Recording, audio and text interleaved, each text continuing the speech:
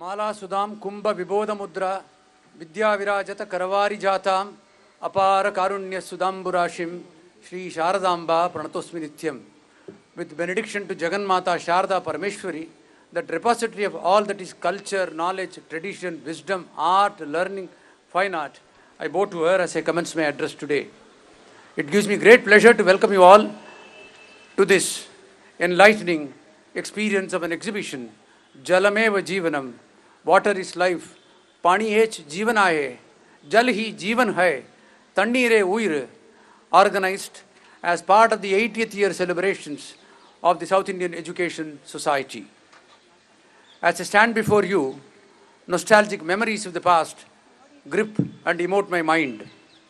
It is in this very ground, probably the very same place where we are holding this function, that on the 29th of December 1931, the migrant South Indians who had come over to this part of the city for earning a living for themselves had assembled in this ground to discuss and decide to form a committee which can acquire a land in Matunga and construct a school. 2 years later, on the 6th of June 1932, this proposal that was germinated in this very same ground fructified and the South Indian Education Society was born. It has been a long journey since then. Over these 80 years, the society has contributed significantly to the cause of education in this metropolis. Regardless of caste, creed or community, the society has provided the education services to one and all in this metropolis. Like the proverbial banyan tree that brings within its sphere of influence all that is around, the society brought within its influence people of all hues, shades, colors, regardless of any other factor that would determine and characterize men from men, woman from woman, and men from woman. The Catholicity that the founding fathers of this institution had given unto this institution continues to be the main focus of this institution and the central theme of its functioning. Today is also a day of remembrance. It was on this day exactly 2 decades before the president of the society, the then president, Sri T.V. Chidambaram, breathed his last. He was the registrar of the University of Mumbai for 27 long years, and thereafter he was a senior member of the Management Council of the University of Mumbai. He was the architect of modern SIES. He graduated SIES from being in high school into institutions of higher learning, thanks to the vast experience that he had gathered over the years in higher learning. As we remember him and remember the founding fathers of this institution, the generations of management which succeeded the founding fathers, the teachers and the staff alike, I have a solemn duty in dedicating this exhibition to the hallowed memory of Sri T.V. Chidambaram. Friends, history is a pact between the living, the dead, and the unborn. Generations which do not care for history have neither a past, nor a present, nor even a future. Only when we understand the realities of life and the universal principles that guide life can we learn to live with the present as we draw lessons from the past and look forward to the future.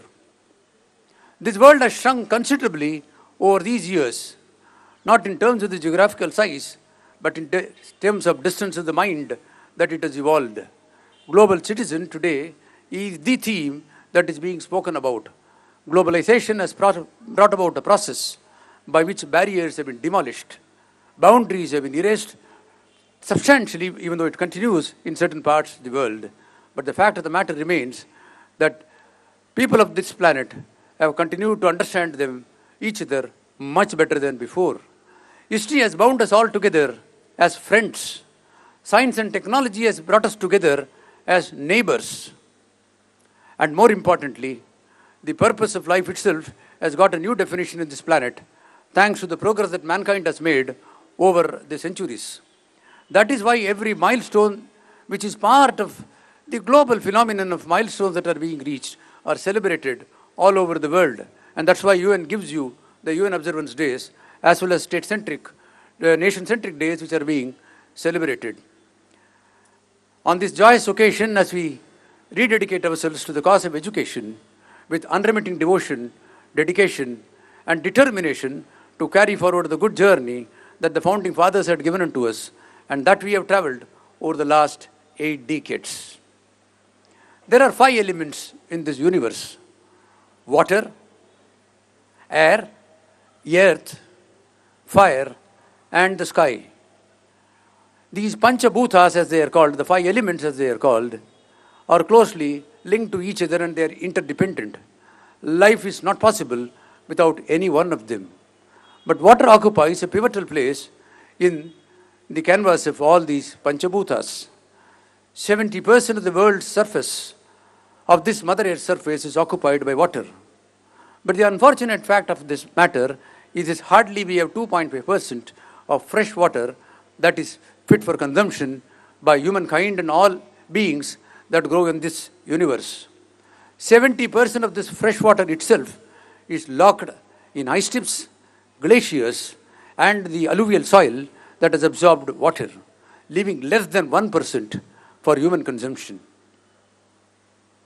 In the year 1947, when we got independence, this country had per Indian 5,000 CUM of water available annually to him. By 2000 AD, it had shrunk to 2,000 CUM per person per Indian, and by 2050, it is expected that this will shrink further to 1,000 CUM. 1 billion people across the world do not have access to fresh water. 1.5 million children below the age of 5 in this very country of ours die because of absence of water or malnutrition arising from the sanitation facilities that are also not available along with water. 443 million US days, says UN, are lost for the schools because of diseases afflicting children going to schools thanks to non-availability of water and sanitation facilities. Singularly, therefore, my dear friends, if there is something which is of great importance to us at this point of time in history, it is essentially water. Water, my dear friends, is a collective responsibility. It's a fundamental right. It's a shared legacy. It does not belong to anyone. It belongs to the entire world. As we take stock of fresh water that is available in this universe, several factors stare before us. That each day, the supply of water is much less than what it was before, and there is an extreme scarcity of water all around the planet. The demand for fresh water far outstrips the supply of water that is available at any point of time in history now. Despite the fact that wars have been fought earlier on various other factors, primarily related to landmass, there is continuous strife all across the globe because of water. And lastly, if there is one threat to the existence of beings on this earth in the decades, the millenniums ahead, it is absence of fresh water. Despite this fact that water is not available in plenty, there is rampant commoditization of water. Water is being diverted from natural streams through super tankers for consumption other than for human beings for a gain or a profit. It is here that mankind has a responsibility to protect the eco-aquifer systems and prevent them from being degenerated further than what they have been done till today, and ensure that the succeeding generations of people who come to live in this planet at least have what we have today. As I told you, despite this reality, there is nothing that has dawned on to us. We use water as if we have water in plenty. I had said at the beginning of the address that we have less than 1% of fresh water that is available to us. The growth rate of population of the world is expanding at a rate which can never be defined. 85 million people are being added every year to the planet. And the demand for water, fresh water, doubles in 20 years, far more than the growth rate of population. And diseases that have gripped the world all across due to non-availability of water have increased, defying solutions to humankind. Therefore, singularly, if there is one subject that should become important in the calendar of events for young minds, uninitiated as they are, it is water. Time has come to bring all the essentials of nature into the mainstream curriculum so that children are imbibed with the thought of preservation, protection, and perpetuation, not just of water bodies, but also to ensure that they are equitably distributed to humankind all across. The objective of any academic institution, my dear friends, is to ensure that their children, the children who are brought under their care as students, to remain head and shoulders above the rest by ingraining in them very high moral values and also to foster in them a spirit of inquiry that will ultimately lead to innovation. And this process of innovation that we speak about, of creating creative minds, cannot but be achieved only through the process of education. Unfortunately, the type of education that we give over the years are standardized, customized by governments of the day, and there is very little scope or flexibility in aided institutions to go beyond what is defined as the syllabus of the institutions. Minds are created only by education, not by thinking that we are global. In the process of evolving a global citizen, I think it is necessary that we travel far beyond from being a system of education which is nation-centric, which is at best lower down to a city-centric or even district-centric, into the vast canvas of the world as it is. It is with this objective in mind that we thought fit that on the joyous occasion of the 80th year, we bring out books which are already available in the public domain. There is nothing which is patented, nothing which is original. And origin, my dear friends, is the art of concealing the origin. And we are not here into the game of concealing the origin. Every data that is available in the system, but all that is required is to be collated. Therefore, we have thought it fit to bring out 7 valuable books which can be distributed free of cost to every institution, every academic institution in this city, so that it will not only just adore the libraries, it will get into the minds of those children and for them to know as to how a global citizen is being evolved. These 7 books, which the chief guest of the day, Dr. R. Chidambaram, will unveil later, are essentially the ones that you use sometime or other during the course of your academic sessions. It is Thought for the Day, which comes onto the board of every institution, where children are pushed and pulled by parents to bring about new thoughts so that they can write about it without knowing the meanings of those thoughts. Messages that can inspire and change people and motivate them are something which should be part of every institution. There is a book on messages as well. The first step towards a global citizen is understanding this planet and the nations of this planet. This book speaks about all the member nations of UN. Not only that, to most of us, we have our national anthem sung at every occasion, if not on every occasion, at least on the Republic Day and the Independence Day. But very little we know of the anthems of the world, except when there is Olympics or the Asiad, where we get a chance to hear the national anthems of countries to which the winners or the runners-up belong to. Therefore, we have taken a singular effort of bringing out all the national anthems of the world, be it the short version, be it the Olympic version, or the longer version of national anthems, 258 in number. All these things have been collated together in the form of a CD, which can be made available to institutions. Why should we not be at least told that today, as we celebrate the Republic Day, it is also the Australian Day on the 26th of January each year? Why should we not hear the national anthem of Australia, at least to know that life exists beyond Mumbai, beyond India? This is the process of expanding the mind, widening the horizon that we are speaking about. And ultimately, all that is captured here in the exhibition, which you can't make out by a fleeting glance, have been brought together in the form of a book called as Jalameva Jeevanam, which can go to the archives of the institutions, so that you can draw generously from this, expand it, improve it, and give it to your children. My dear friends, if there is anything that is key to the progress of mankind, singularly at this point of time, it is education. It is not that education which can be confused with information.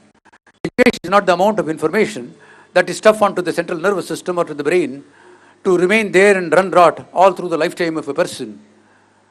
Education is a tuning fork that can elevate you to a higher level of understanding, that kindles and promotes a sense of inquiry into each one of us and brings in the concept of research into our minds. And more importantly, and ultimately, which is the object of education, it is that education that ennobles life, says Swami Vivekananda.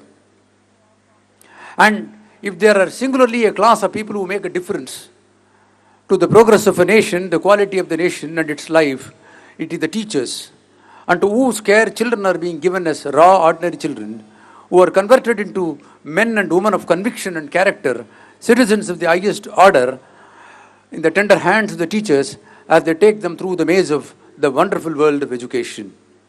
There can never be a milestone that is being celebrated without remembering teachers. It is not that 5th of September alone can be a day when we remember teachers, thank the teachers for all that is being done. Customarily, it is the Sanskriti of this nation of ours that teachers, the acharyas, are remembered on every occasion.